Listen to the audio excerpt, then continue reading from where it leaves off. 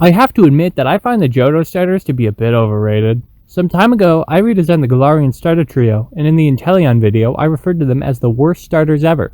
Some guy commented on that video, actually, Galar starters aren't the worst. The worst are from Unova. Which I thought was incredibly funny. Also, what the f is wrong with you?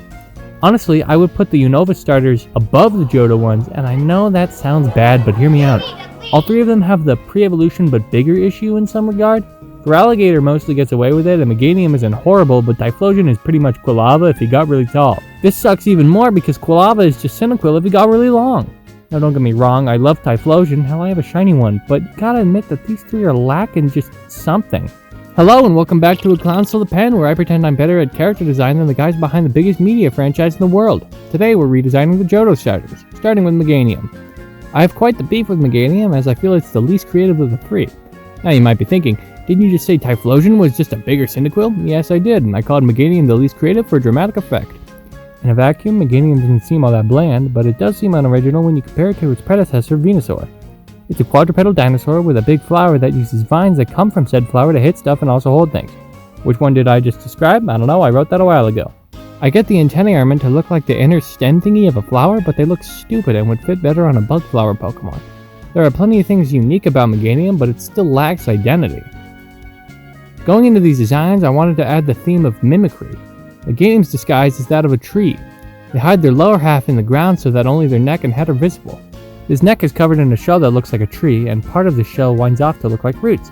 There's also a part of the shell that goes down along the back, concealing its tail. Around its head is a collar of leaf scales, and it has a big fan of leaves on its forehead, so it can cover its face while hiding. I didn't add anything elaborate to its lower body, as it didn't require it. I did consider giving it mud stains to show that it hides in the earth. I decided against doing that because it isn't a ground type, and mud would be misleading. Which, now that I typed that out, is kind of the idea, but oh well.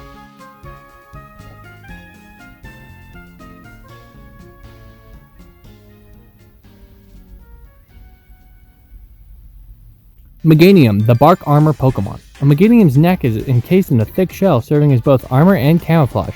They prefer to avoid conflict, instead burying their bodies underground so they look like a tree. They may be pacifists, but that is not a behavior born from weakness. Giving a starter a dragon type is a bit taboo, but I thought I could get away with it as grass dragon isn't that good compared to water or fire dragon. I also have no idea what other type would fit here.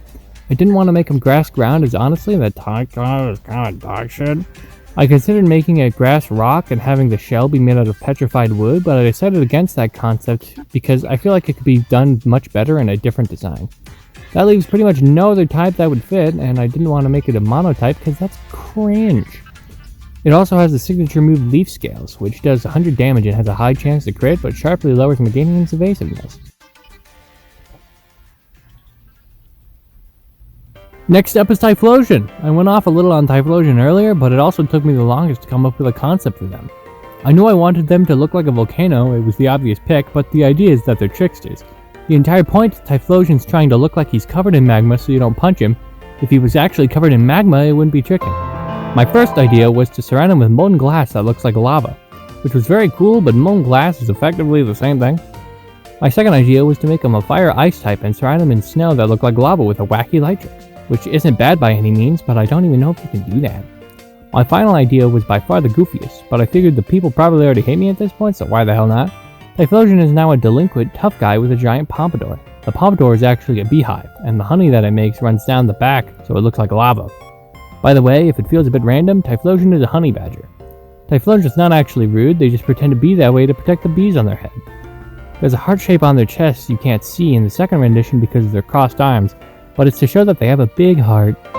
I decided to keep the flame color as it completed the silhouette, even though I'm not entirely sure how the honey goes through it. Part of the honey is also on fire. I gave Typhlosion 2 pads on its forearms that it can shoot flames out of. I would like to mention something before I continue. When I was redesigning Typhlosion, I didn't read the Pokédex entries. I feel very stupid for not doing this because when I did, I realized that Typhlosion uses heat shimmers to hide itself, which would have been perfect for the prompt I was going with. I just created this design, but I might go back and make a completely different one because I think the idea of using heat shimmers to hide is really cool.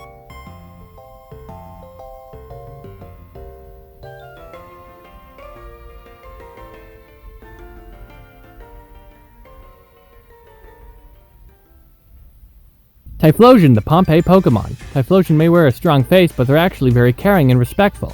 Their delinquency is an act put on to protect the beehive nested on their head. The honey made by its friends flows on the back of Typhlosion, appearing as though it was covered in lava to deter predators. Typhlosion was originally intended to be a fairy-type Pokemon, but I find that the current fire bug type is much more interesting. Despite having an abysmal type combo, its hidden ability, Honey Coat, cuts incoming super effective damage in half, effectively meaning it's only weak to rock.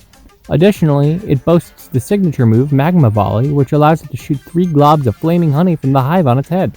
The initial shot deals 60 damage that turn, while the next shot hits the following turn for 30 damage, and the third shot also hits for 30 damage the turn after that. Each shot has a chance to crit and burn the opponent. Finally, we have Feraligatr. Feraligatr is arguably the best of the 3, but I ended up changing him the most. Honestly, I don't think the name Feraligatr fits him anymore. He now looks more like a crocodile and has a sleazy, scheming personality. He wears a big hat to hide his conniving grin, which is made of his red scales. He has a slimmer and more aerodynamic physique. I didn't mean to make 2 water dark type speed focused starters back to back, but I guess I have a type. Feraligatr dangles red, fish-shaped scales from his arms and tail, which he uses to pretend to be a school of fish. The fish are held in place by super thin strings that Feraligatr can extend. For colors, I started by using Feraligatr's original color palette before making it much darker at the end.